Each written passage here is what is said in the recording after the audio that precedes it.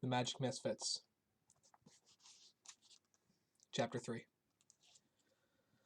Many hours after hopping onto the multicolored train, Carter woke to find that it had already stopped. Panicked, he gathered his belongings. Experience told him that a conductor or a cop would eventually go from train car to train car looking for extra passengers. It was best if he wasn't caught. He didn't want to end up in a foster home, or worse, reunited with Uncle Sly. He cracked open the metal door to see where fate had taken him. Outside, a lush green forest stretched like a fuzzy rug all the way to a mountain range in the not far distance. The sun had just fallen behind the horizon, turning the few wispy clouds overhead a lovely fuchsia as the dome of blue sky darkened into evening. He'd been asleep for a long time. A sign standing along a nearby road said, "Welcome to Mineral Wells." Carter climbed back up the ladder to get a better view of the town. From the top of the train car, he could see a quiet community blanketed with twinkling lights that were spread out to the north and east of the tracks. Far beyond the grid of streets, a sprawling set of buildings sat on a hill overlooking the town. A glow coming from within the windows as if they were illuminated by the light of a billion fireflies. Closer to the train yard, across the wide gravel lot and just west of the twinkling town, was an enormous fairground where the bright lights of a traveling circus were just beginning to blink on. Colorful sounds came in waves. Even from here, Carter could hear laughter and music and shrieks of excitement. He was about to hop down when a small red car pulled into the gravel lot.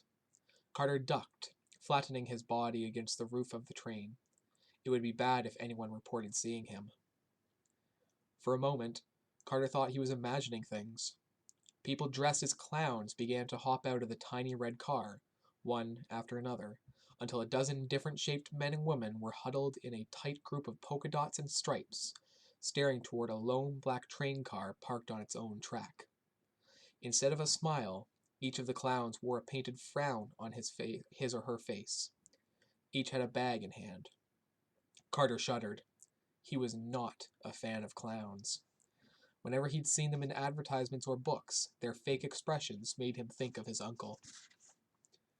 The clowns made their way to a lone train car with a giant man's face painted on its side. Big and round, as if it might just pop off the wall and roll around like a runaway boulder. The face held a creepy smile, either that or it was smirking a dastardly grin. Over his head were 5 letters spelling BOSSO, Bosso. The first frown clown unlocked the door of the train car. The rest began to load the bags inside the metal car. From this angle, Carter couldn't see inside. He wasn't aware what they were carrying, but he had a feeling it was not something good. He knew the body language of someone who felt guilty. Their shoulders were hunched and they moved jerkily, as if they were about to jump out of their skin. "There's no more room," one of the clowns whined. "What do we do now?" "Up to the boss man," another clown said. "He'll probably want to move most of the goods over to the Grand Oak Resort. Let's bolt before the coppers show." Carter wondered if the gloriously lit buildings on the far hill were the resort they were talking about. The compound certainly looked grand. Before he knew it, all of the frown clowns had squeezed back into their impossibly small car and driven away. Carter didn't know what that was about, and honestly, he did not care. One thing he'd learned growing up on the street was to mind his own business. What he did care about was the police showing up, so Carter climbed down from the roof and made his way across the gravel parking lot toward the manic carnival lights, where he knew he could blend into the crowds. Whenever Uncle Sly had dragged Carter to a new town, they'd always followed a strict series of rules. First, scope the surroundings. Second, find food. Third, a bed. Finally, Uncle Sly would seek out some victims so that he could get to work as soon as possible. As a violent rumble shook his stomach, these rules flew out of Carter's mind. Miss Zaluski's grilled cheese and radish sandwich was the last food he'd eaten, and painful hunger pangs were making him suddenly dizzy. The breeze carried scents of fried dough and pit barbecue and boiled sweets across the gravel lot, motivating Carter to move faster. When he bent down to check how much of his emergency money was left in his shoe, he gasped in horror. The stash was gone. Memories of yesterday flickered through his brain like film images in a clunky old projector. Had Uncle Sly anticipated that Carter might run away and stolen his stash in advance? Or maybe Carter had been so upset about Miss Zaluski's diamond, he'd forgotten to remove his money from his pillowcase and shove it back into his shoe as he had done every morning since he could remember. Whatever happened, it didn't matter now. He was broke. As Carter approached the source of laughter and music and jovial shrieking, his senses were quickly overwhelmed, which was a good thing. It gave him something to concentrate on other than his empty stomach and his swimmy vision. Bright lights spun around the Ferris wheel and merry-go-round. Stage lights hit the red and white tents. Young couples lined up for cotton candy and shows, while children called to their parents for more tickets. Games cried out, "Rat-a-bang clang," and "Ding ding ding." "We have ourselves a winner!" someone shouted with glee. Dozens of other voices said, "Better luck next time!" Carter strolled beneath a giant sign that read, "Welcome to BB Bosso's Carnival Spectacular." Bosso. That was the name for the metal car in the train yard. The puzzle pieces were starting to fit. The clowns in the tiny car were probably dropping off stuff from the carnival. Costumes, wigs, juggling pins, jars filled with leftover ketchup. But why keep that train car so far from the rest of the carnival? It didn't matter. Carter knew the best way to make it to tomorrow was to keep walking. The smell of fried grease grew stronger, and the ground became sticky wherever he stepped. Carter's stomach roared. The salty and sweet aromas mixing in the air made his mouth water. Something that Uncle Sly had said zipped back into his brain. "Just you wait until your belly rumbles and you're so hungry you can't see. You'll be stealing more than necklaces in no time." What if Uncle Sly had been right? With no money, nothing to eat, and a growing sense of desperation, Carter wondered how he'd keep himself from breaking his code that very evening. He could have easily used his talents to acquire some carnival tickets, but he did not steal, which included tricking people into giving him something for nothing. However, if he fainted, someone might call the cops. "Welcome, one and all, to the greatest show this side of the Appalachian Trail," a sideshow barker echoed through a cone from the top of his podium. The thin man looked like a stick figure, yet his voice boomed like he was a giant. "Play games, win prizes, eat food till you're sick. Hear the hysterics within Cuckoo's Funhouse. Get lost in the mind-bending maze of mirrors. Shudder in the shadow of Bosso's blender. The most thrilling thrill ride since the last time you threw up. And make sure you stick around at the end of the night for Bosso's grand finale show." Strings of lights glimmered overhead. People streamed by Carter, burbling with shouts and laughter. A burly carnival worker in suspenders swung a sledgehammer down on the base of a machine that said, "Test your strength." And a bullet-like capsule shot up and rang the bell. "Step right up," the burly man pointed the sledgehammer at Carter. "Are you a man or a mouse?" "Neither," said Carter. "Sorry, I don't have any money." He was too embarrassed to tell the burly man how hungry he was. "But maybe I could help you, and you could buy me a corn dog or something." The burly man looked annoyed. He nodded at another man in a stiff-looking dark blue security uniform. As the guard came closer, Carter noticed that his face was painted like one of the frown clowns from the tiny car in the train yard. He was even freakier looking than an ordinary clown. "Yikes," Carter thought. "Time to vanish again." "See the sickest sideshowers on earth," a woman in an ill-fitting jacket and a bowler hat cried from nearby. "Wonder at the walrus, a brute who lifts weights with his mustache.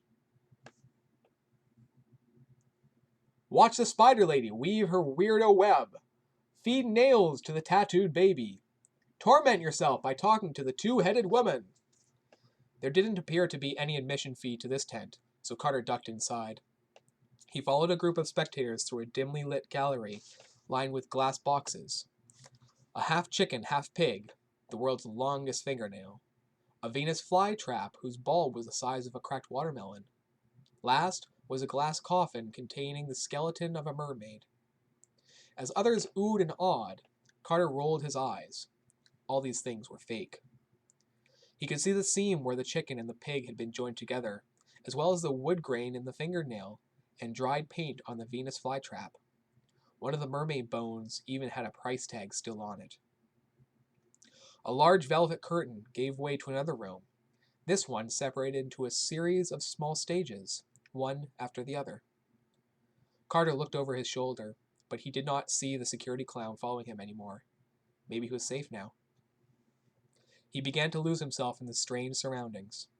The first stage featured a plump toddler in a diaper whose skin was covered in tattoos. He sat in the middle of an enormous wooden playpen, giggling, drooling, and banging some blocks together. "When is he going to eat some nails?" a spectator near Carter complained. The tattooed baby glared at the man, spit at the ground, then went back to banging blocks harder than before. "Someone needs a diaper change," Carter whispered to himself. The next stage was completely black except for a giant silvery web strung from the front to the backdrop. On the web lounged a woman with a small pale face and impossibly thin limbs, clad all in black.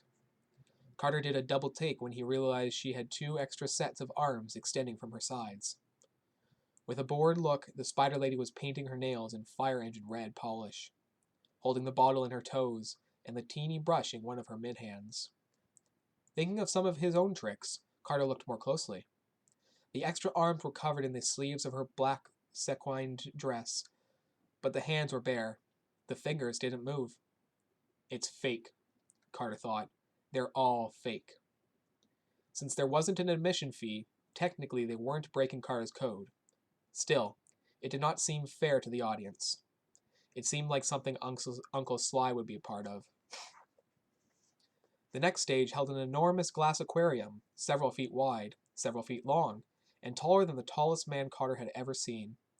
He thought it was strange that there was no water in it. The glass was filthy and could barely be seen through.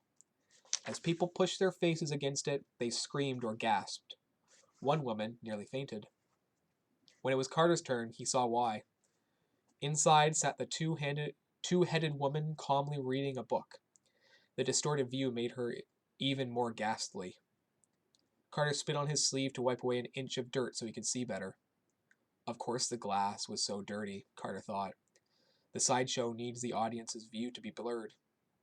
Inside, he saw one neck naturally joined, while the other wobbled awkwardly.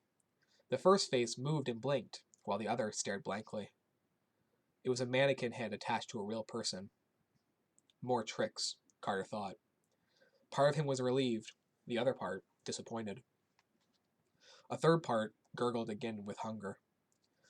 Carter blushed, then glanced around to see if any of the other spectators had heard him.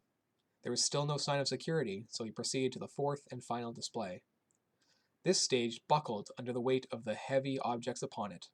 A diesel engine, an anvil, a refrigerator, and an upright piano. Center stage, a hairy-chested hulk of a man flexed his muscles. His ropey handlebar mustache hung down past his chest. This was the walrus. He squatted in front of an iron bar with what looked like cannonballs on either side, each labeled 500 pounds.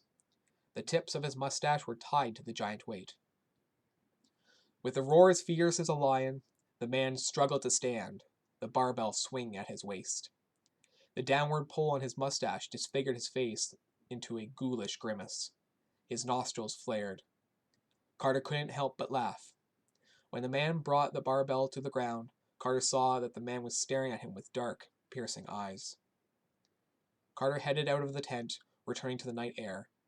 He noticed others walking about mystified or horrified or astonished by what they'd seen. He managed to smirk to himself. People should not believe everything they see. It's one of the first rules of magic. Carter knew that.